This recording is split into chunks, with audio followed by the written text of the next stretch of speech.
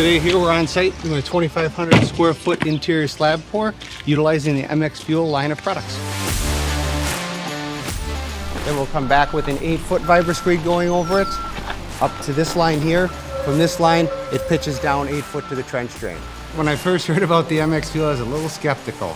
I'm thinking, okay, I understand using a drill, but a battery-powered finish machine, I guess I was proven wrong.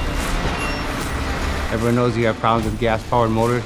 Sometimes they start, sometimes they don't. It's faster to change a battery than it is to go get a gas can, and you're gonna get those headaches from the carbon monoxide. Well, the MX platform helps alleviate the problems is we don't have to worry about ventilation. We don't have the CO2 emissions. It's quiet. You don't have a motor vibrating on your back or in your hand.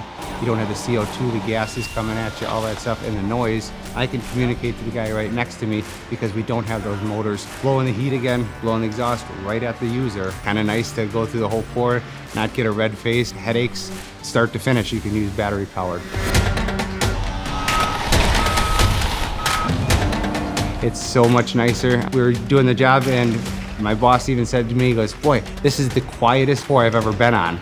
Being able to hear what's going on around you is huge, especially in our industry and construction. It doesn't matter if you're a cement finisher or whatever trade you're using, just having tools that you can hear what's going on around you and not the tool overriding everything that you need to hear. It helps noise pollution. I don't have to wear earplugs. I can hear what's going on around the job site as far as safety, whatever's going on.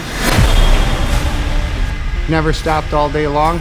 Works just as well as the gas one without the noise, without the emissions, without all the heat. And there's always a battery there that was charged up, ready to go. About 30 minutes of run time. Time to go grab one off the supercharger.